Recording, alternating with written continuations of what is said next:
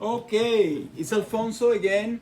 How are you? I changed the camera. I'm here, but you're gonna see just this so you can see as I'm working here. And I'm gonna make, guess what? Beef carpaccio. These are tenderloins. So we'll see how they turned out. Yesterday we made salmon carpaccio. So right now we're gonna make beef carpaccio. So let's start with the beef. Here we go. You ask them to clean it out. They left a little bit of fat. So what I'm gonna do is simply, get some of that fat out. You don't want any fat in your carpaccio. And they asked me if I wanted prime or choice. And I asked for choice because the prime has more fat. That's good when you cook it. But to eat it raw, not a good thing. So, I'm cutting all the fat here. You can see. There we go. And I cut a little bit more fat. Okay. So, let's go ahead and start. Here's what I'm gonna do. I'll cut here actually, and I'll turn this over. Remember, with the salmon carpaccio that I made yesterday, you need saran wrap. So let's go ahead and put the saran wrap on the board.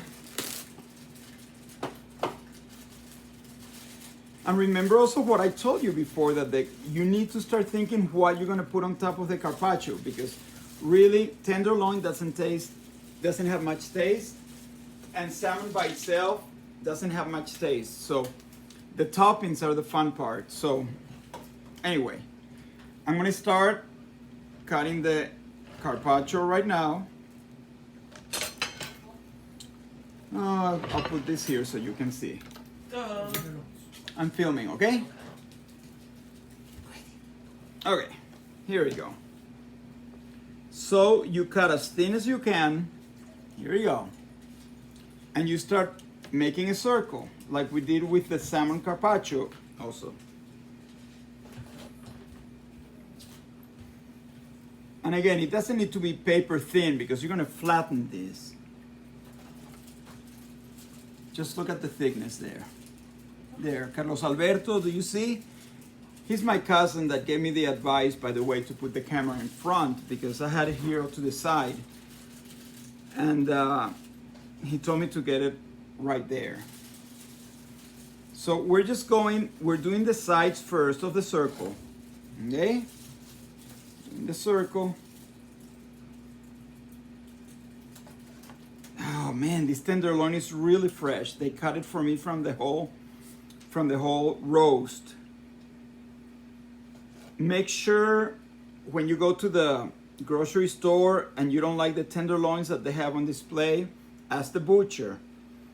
They had really fresh tenderloin in their refrigerator, and he took it out and he cut he took out the fat and he cut the tenderloins for me. This is so good.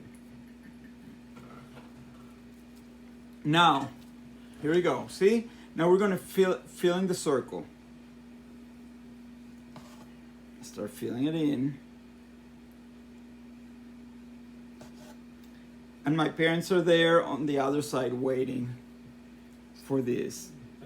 So I'm gonna do this really fast. I'm gonna dedicate this video to my cousin Carlos Alberto, who told me to change the camera and see if by any chance he likes it like this better. I still have to, he told me to buy some special lighting and everything, some lighting equipment, and I really have to do that too. But anyway, he's a good cook too. His wife is even better. She's amazing. She makes these incredible pizzas and is an amazing baker. So I think the cooking runs in our family. There we go. I don't know if you can see. Yeah, you can see.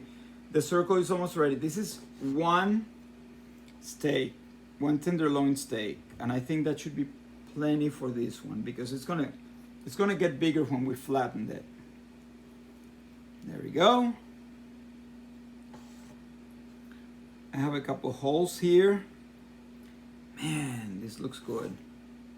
Another hole there. I'm just gonna put this whole tenderloin. Okay, now, if you didn't watch my other video, my salmon video, okay? You need to put another saran wrap on top of this. Where is my saran wrap? Really? Here it is. That's when my other cousin Juan Carlos would tell me that I need to have everything at hand. Let me wet my hands. You need to wet this a little bit so it doesn't stick. The plastic doesn't stick to the roast, to the beef. There we go. Here we are. Stretch it the best you can. Here we go.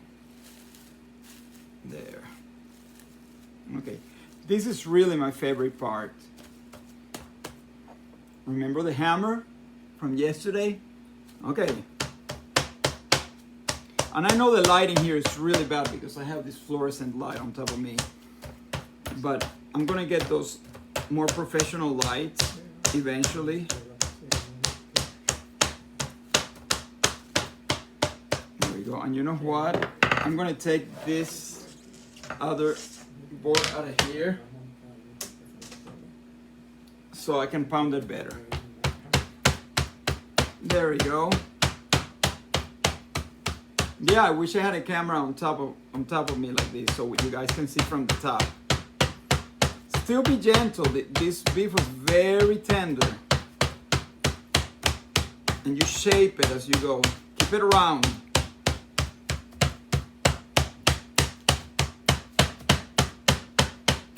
You know what? Some recipes say out there, oh, go ahead and put it in the freezer before you cut it. No, you don't need to do that. Some people think it's easier to cut it when it's a little bit frozen. Nah, it doesn't make any difference to me. This is amazing. And be patient with it. You want it very thin. Do it as thin as you can without breaking this circle. Again, this is the same recipe as with the salmon. If you haven't seen my salmon video, go ahead and find it. Or you can subscribe and you get the videos. And again, all these recipes I learned in YouTube long ago. You type carpaccio, beef carpaccio, and I know it's tedious for you to see this, but I don't know how to edit the video yet. I think that's pretty thin. I'm going to pound it on the sides.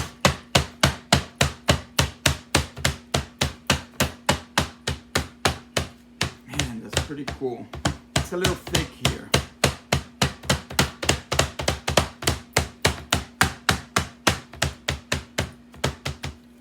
You want it almost translucent.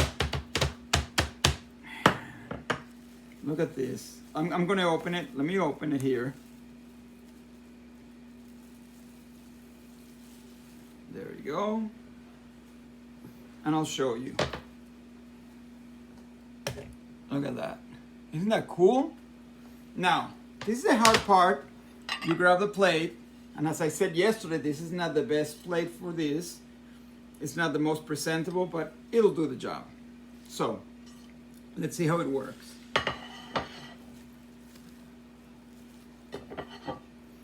You put it here and down. That was pretty cool.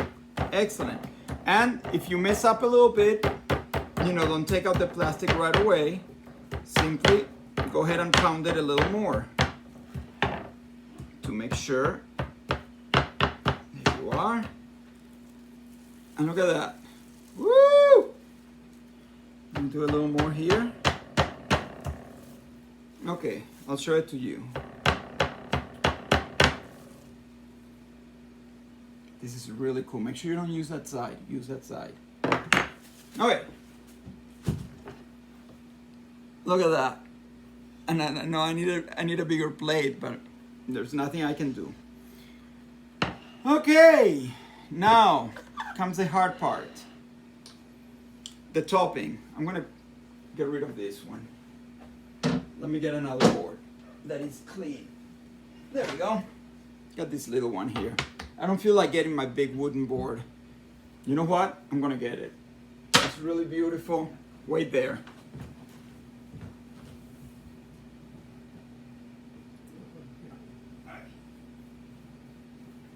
Here it is.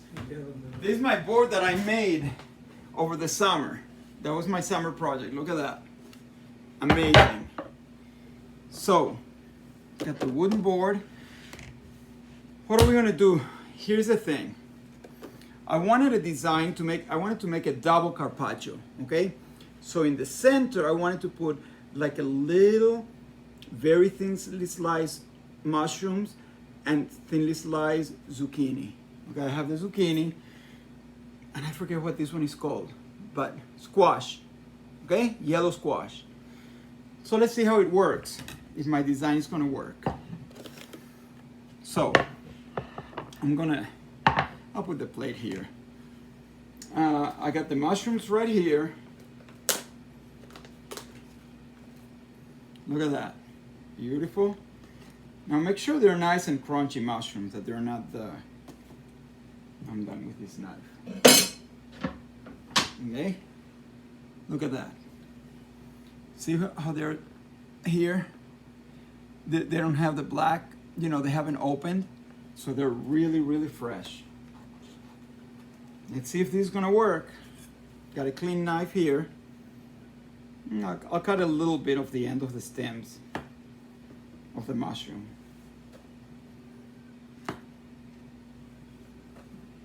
Okay, here we go. How am I gonna cut this? I'm going to do it, okay. You know, I think I'm gonna do it like this better.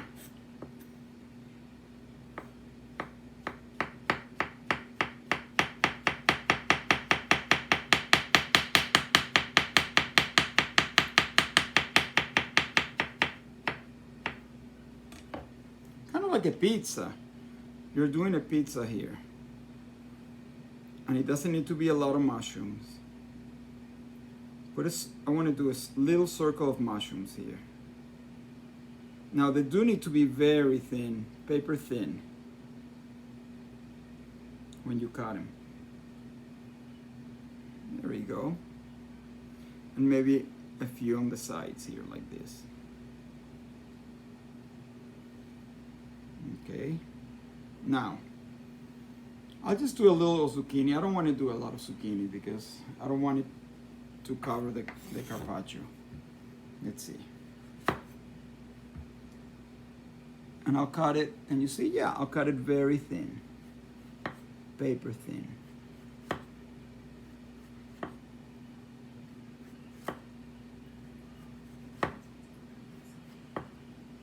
I'll cut one more piece. There we go.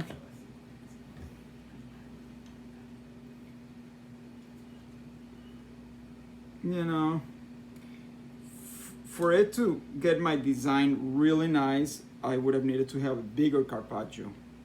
I don't want the zucchini to cover the whole beef, the whole meat, all of the meat. Okay, that works that way. Okay, something that works with the carpaccio, baby arugula. Please use baby arugula, okay? I wouldn't, you can use basil, but arugula is much better, okay? I'm gonna chop a little bit of arugula.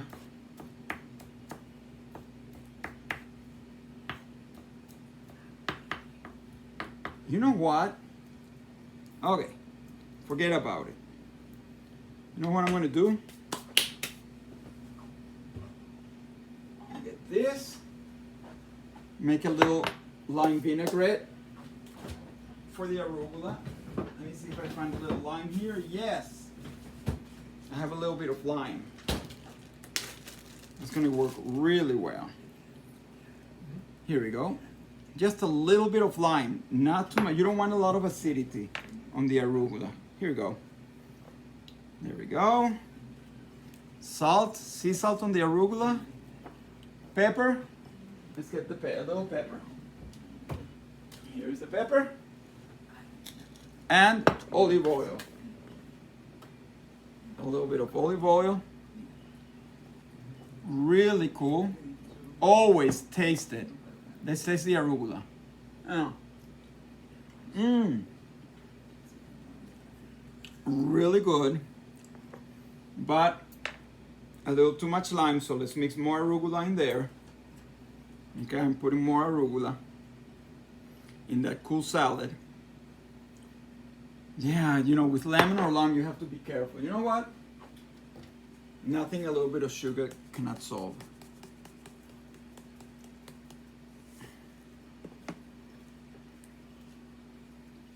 There we go. Now let's try it.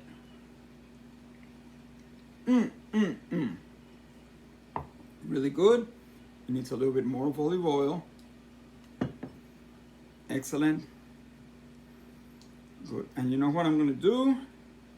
I'm going to put that in the center. I'm going to take out the mushrooms actually. Put the arugula there in the center like that, because that's like a cool salad, and put more mushrooms there. Excellent. Really good. A little bit of arugula. So, what I'll do now is I'm going to make like an arugula pesto. Actually, not like an arugula pesto. So I'm gonna add a whole bunch of arugula.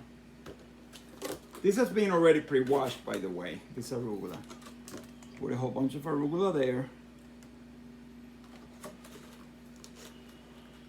It smells so good. There we go. And olive oil. A whole bunch of olive oil for the pesto.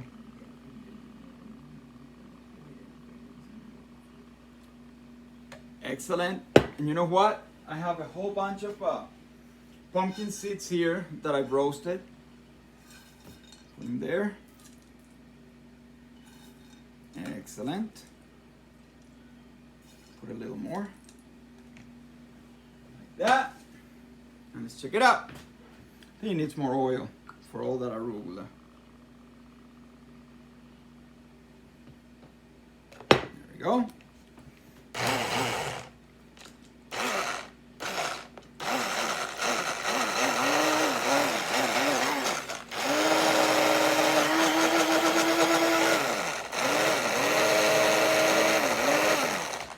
Okay, let's try it now.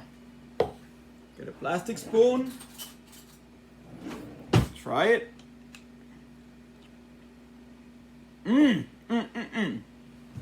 Really good. Okay, it needs salt. Where's my salt? Here we go. Got some more sea salt here. Some salt here. It does need a little more of acidity because it doesn't have any. There we go. Look what happened here. I didn't know I had dropped some arugula here. Get out of there. There we go. A little bit more of acidity. And let's give it another try.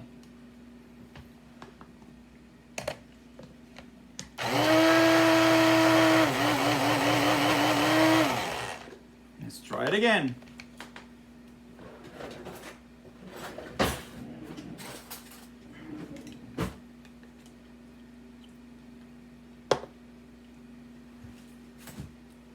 Now it got a little too salty. So, what I'm going to do, I got to put more arugula.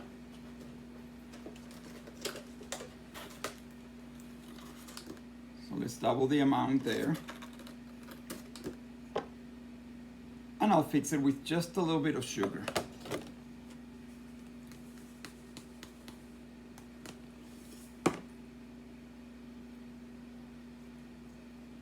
Here we go.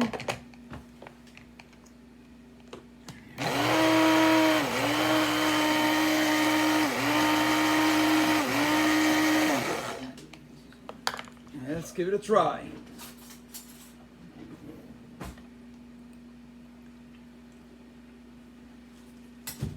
You know what? I'm just gonna pour a little bit. because it went a little bit over the salt. So here's what I'm gonna do. A little bit of this.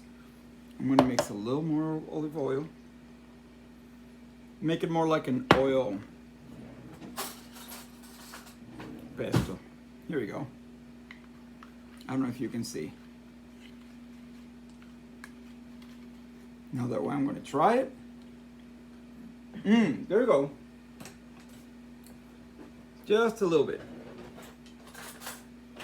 I'm just gonna spoon that gently. Remember, I told you it's a little bit on the salty side, so I'm just gonna spoon it gently, and I don't want a whole lot.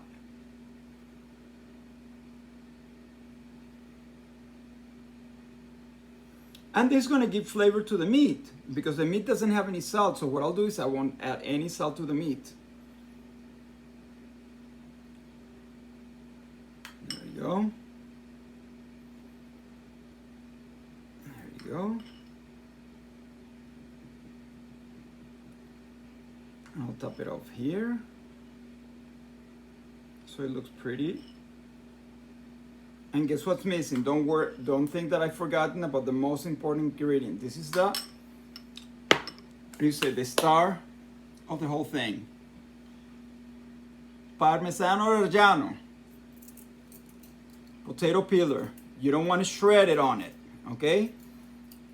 Let's see if this works. Yes.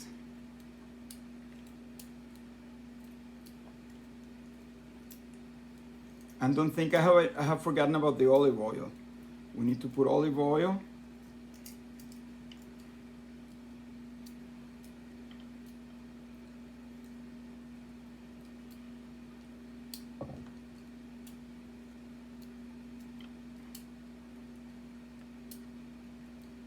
A little more.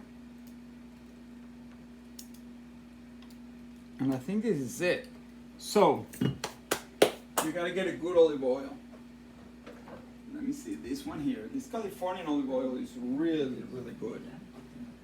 This is what I use. Okay, I don't have the Spanish or any Italian olive oil here. So let's pour some on top.